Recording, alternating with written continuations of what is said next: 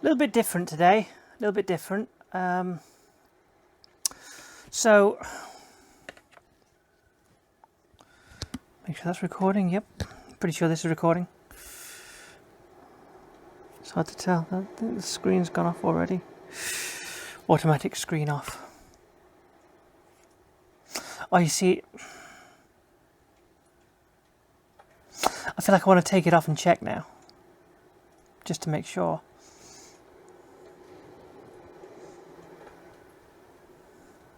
That looks so weird. That looks so weird.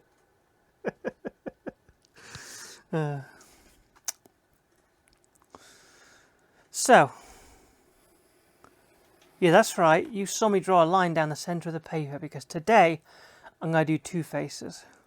I know the original plan was a face today, but today's mission is to mimic the style of Rachel Smith, artist behind these two and many other comics. Oops, that one's the wrong way around. These are the first two of hers that I read. I've since read others, but these are the two that I read first.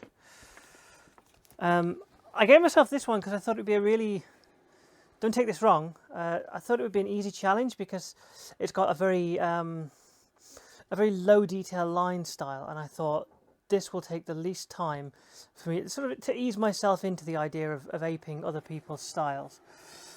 However, when you start to examine it, it's actually quite clever and quite intricate, and it's I've had a few sketch idea, like I've tried to sketch a couple of these, and the mission statement that I gave myself, I didn't just say, oh, I'm going to copy an artist, because that's real easy. You just draw the lines that they've drawn and it's fine.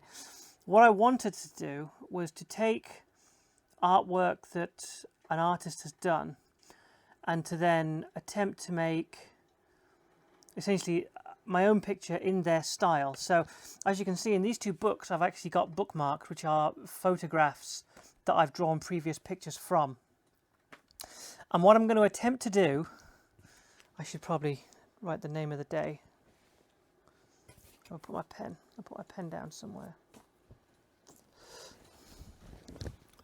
There it is. So I'm just going to write down here. I normally open with this, but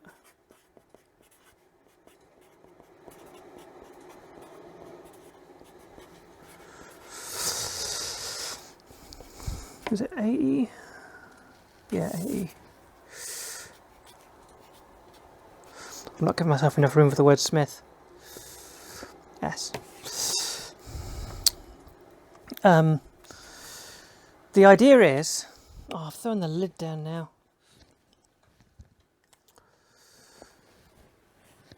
I'm going to do two faces today. I am in misplacement mode, I swear. Right, everything goes in the skirt now, so I won't lose it. Let's get the eraser as well for the skirt. So, the two that I've chosen, because one thing about cartoonists that I've noticed is that cartoonists tend to draw faces more often than not in a three-quarter pose. That's why a lot of what I've drawn is in a three-quarter pose, because it seems like the most versatile pose. Like as you go through this book, virtually everything is in a three-quarter pose. Occasionally you'll get a profile. What an image. But mostly it's three-quarter poses. The interesting thing is, even when she draws a character essentially facing the camera, you still get a slight turn of the head, a slight three-quarter pose, just to say, oh, it's slightly off, it's slightly off straight. However, if you turn forward just 2 pages, this is a dead-on pose, and you get the sort of what the nose would look like squared up in this style. So I think I'm going to go for the slight, because this is the face I'm going to attempt first for the head-on. And this face I've drawn before, obviously. This is quite a tall face, and I don't know if you've noticed, but Rachel tends to draw her faces in a very circular kind of rounded way. Which, although not all of them actually, I think it might be character based, because some of them have longer faces, slightly longer. So Yeah, I've procrastinated this a little bit. I was going to start about an hour ago, but the more I thought about it, the more daunting a task this seemed to sort of not only do justice to my model, but to another artist's style. But I'm going to have a go, because this is the whole point of this month, is I'm having a go and I am attempting to do things. So, yeah. Let's kick off with Guy Kelly. Now, I feel like to do this, I need to do less structuring of, like, you know, because normally I spend a lot of time trying to get the exact profile right. With most of the profiles in Rachel Smith's books, they fall into either a sort of simple curve or a curve with a slight indentation where the eye is, just to kind of give an impression of brow bone and cheekbone. And since this is a head-on view with a slight tilt to one side, I'm tempted to say that it needs a little indentation there, but the rest of it is just going to be essentially a kind of pointed face. So I'm working with this as my origin shape. I know it's quite simplistic. Let's give myself a bit more paper there, actually. But trust me when I say this is the easier of the two. So the hair...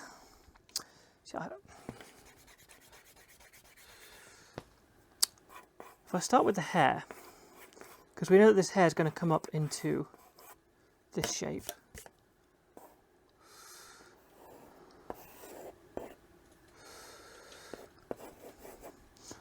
It has kind of a up there kind of feel to it. Now I can't do my usual trick with the hair as in this image that I normally do, because as you know, normally I do lots of little lines to try and get it right, but in this I can't do that, because in this, if you notice the way that the lines on the hair, I don't know if you can see this on the camera, I'll try and get it into an insert image in the video.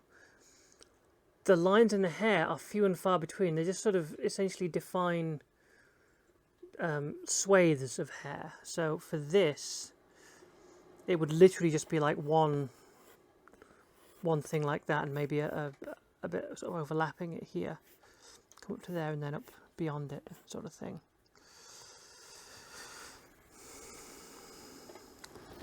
And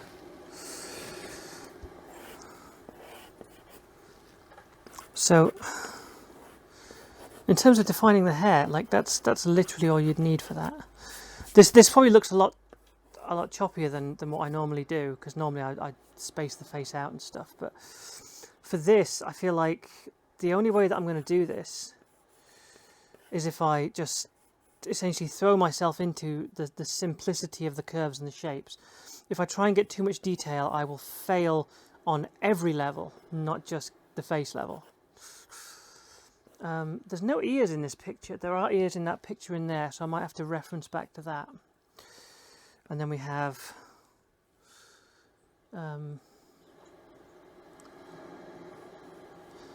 mouth, nose comes down kind of there, and the eyes. Now, here's the thing about Rachel Smith's eyes, is that they're almost uniformly round. Occasionally you get a little bit of foreshortening if the head is turned, but they're almost always round, and if they need to be shaped, they're shaped by the sort of encroaching brows. So in this case, I think what we'd need is round eyes with the brows kind of coming into them.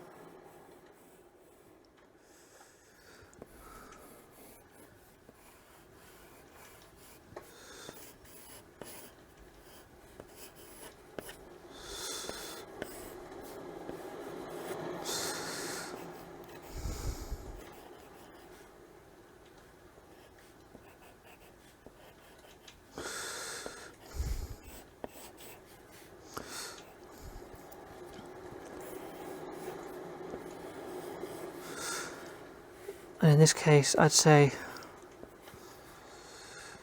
you see,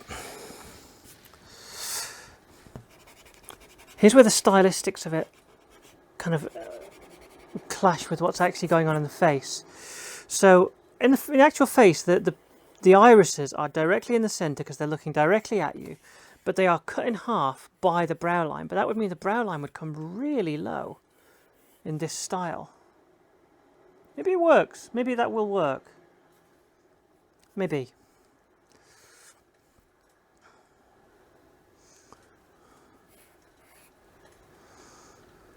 So the moustache. There is one character on the front cover of this with a moustache. There. And again, it's defined just by the kind of outer lines of it. I'm not sure if there are any characters with a full beard in here, actually. That could be a problem.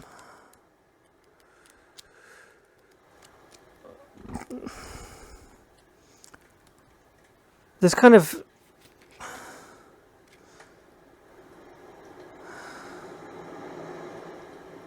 I think that's Rob. I think that's his name. I'm so bad with names in comics. It's like main character, friend character. But that's not the right kind of beard. It's just not. I'm not sure if there are any characters with the full beards.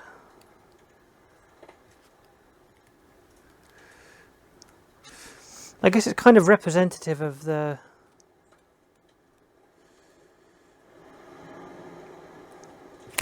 nature of the stories, is that they're about, you know, a woman with female friends.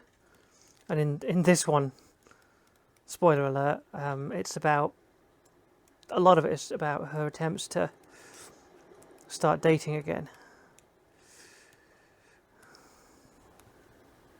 That's some of it anyway. So no, there's clearly not into bearded men. So herein lies a problem. I have no idea how to represent a beard like this, an actual full beard.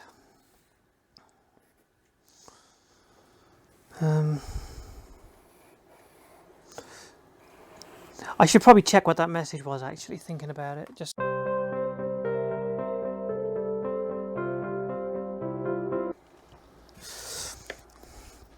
so, where were we? Yeah, so this, where the hair kind of comes into the face, the beard comes straight out. So essentially the beard that you see comes like this, and it comes up here.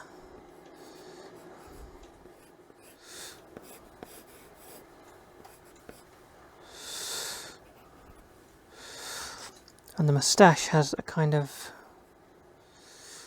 almost Batman-like curve to it, which I pointed out before, but every time I look at it, it's like, wow, really? That almost seems like it shouldn't be real, you know? That is actually the kind of moustache that a cartoon character would have. So I feel like this is all the lines we should need.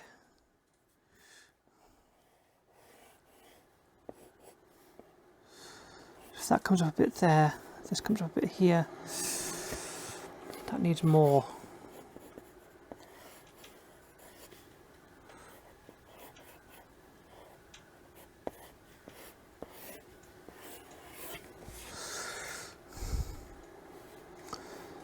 This comes down here, like so, and we have a single ear, kind of there.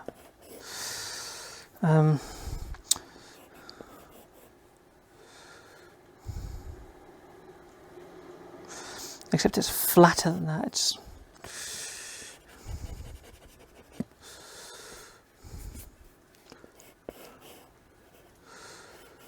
almost just like that.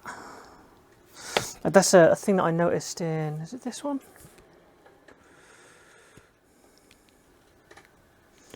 Early on in this book, there was a straight-on, head-on image.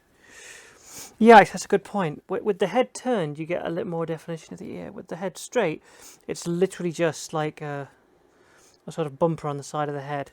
So let's do that. Let's go with that.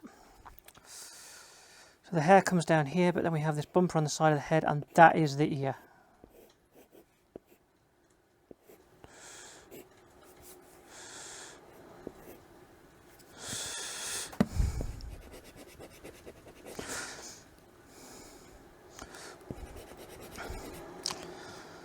So, problems. This is a straight on, whereas this I feel like we're looking down at it. The ear needs to be higher, like up here almost, but that seems wrong. Guy, what is going on with your ears? It is because we're looking down on the nose in this image. We're looking down on the face, whereas I've drawn it straight on, because that's the style. It's got to be, the ear has to be there. I know that is misaligned from where it is in the picture, but that's where the ear would be in this angle, and the hair comes over it here. So that's all the ear you get. And your beard comes down to here. I feel like that should be like this. Make it a little asymmetric maybe. That's the face.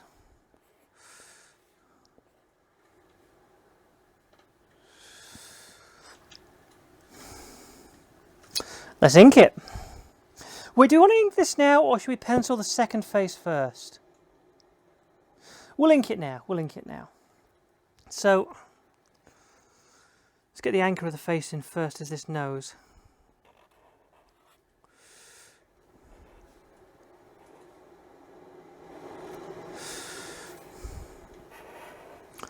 And the mouth.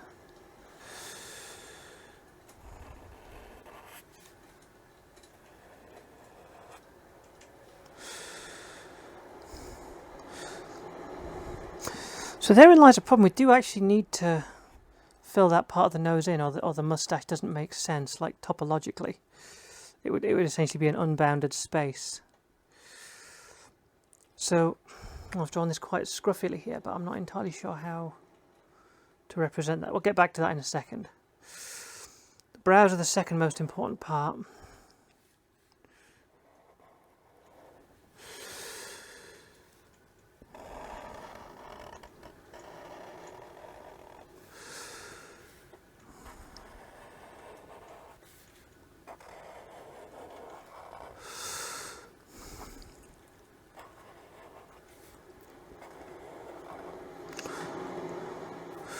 Now, just to explain what I've done there, one of the things that Rachel does in her pictures is that she will almost always have a little bit of eye shine.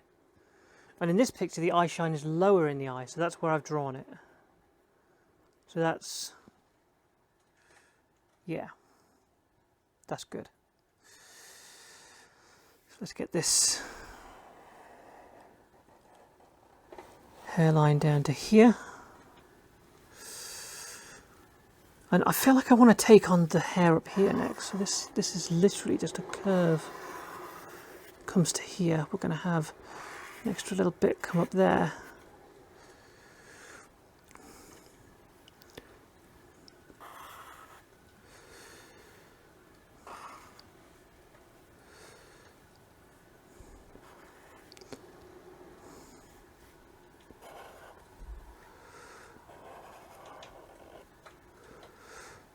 Okay, so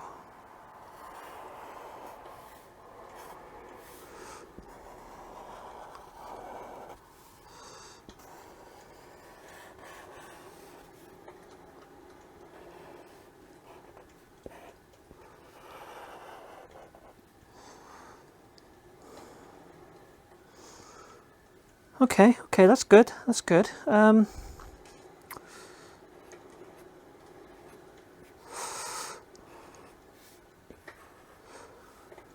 Comes kind of down to here, and then we have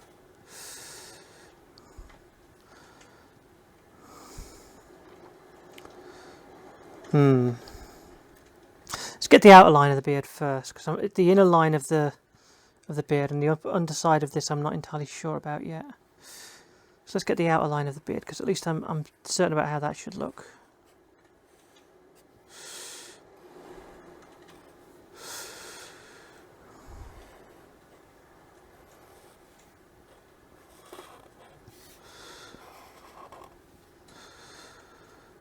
Okay. So the inner line of this, should it just be a straight line? Hello!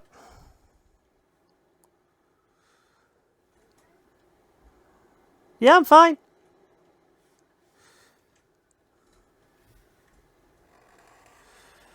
I feel like I just want to do that. Just take it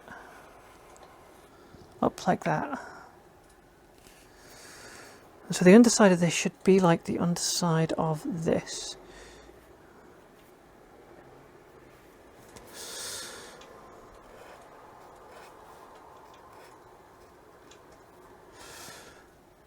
Yeah. Okay. That's one done. I feel like the eyes are slightly different sizes. That was a mistake. But other than that, I think it's pretty good. I'm gonna just add an extra line there for the ear. Just to...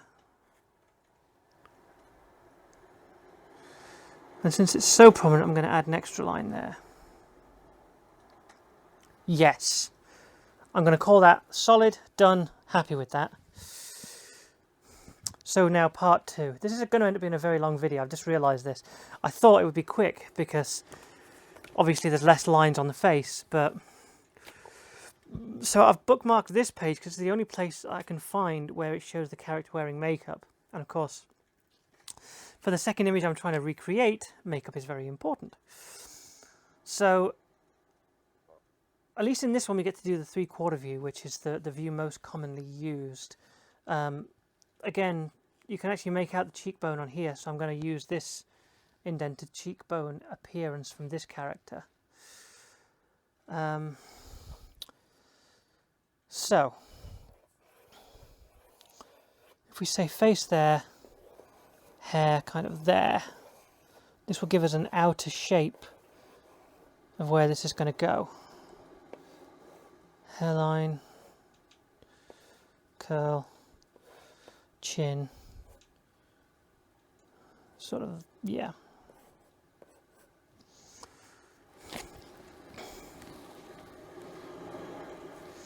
I'm just going to use that one to mark that page now while I work on the basics. So, we have this sort of pointed chin version of the face with the slight outer curve and the inner curve where the eye goes. But this just disappears into hair, which is fine because there's a fringe here.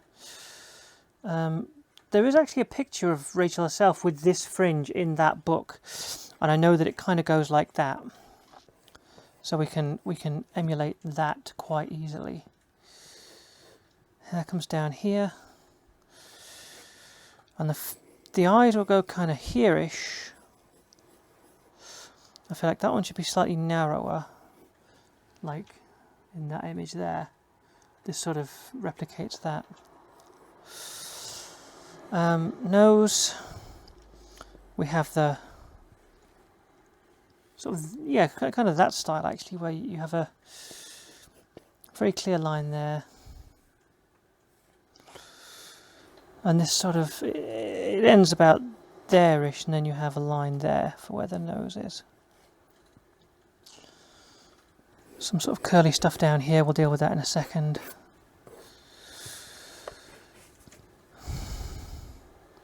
Again, this is looking directly at the viewer, so we can do that. But this has a sort of a more sultry look to it. So what I want to do for this is enhance the size of those inner eye parts.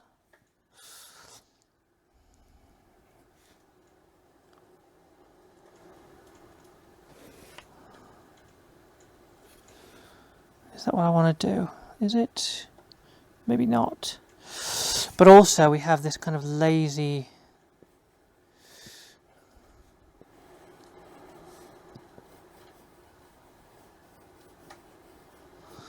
eyelid thing going on. The sort of, as they call them, come to bed eyes.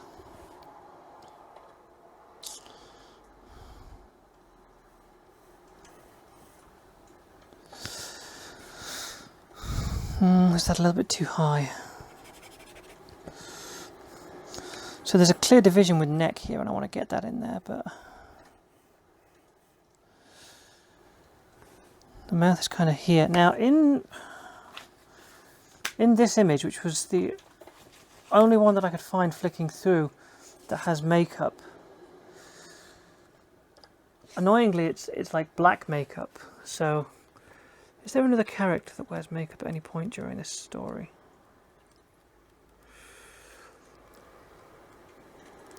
Because I'm not sure how you would outline that.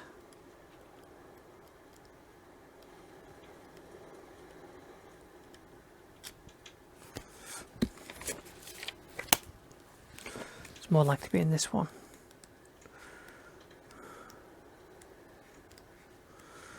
Just because there are more characters in this one.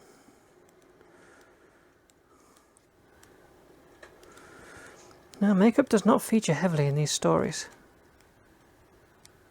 Good feminist literature. Ah. So again, bottom lip, no top lip. That's, and this kind of has, no, again, it's mostly bottom lip.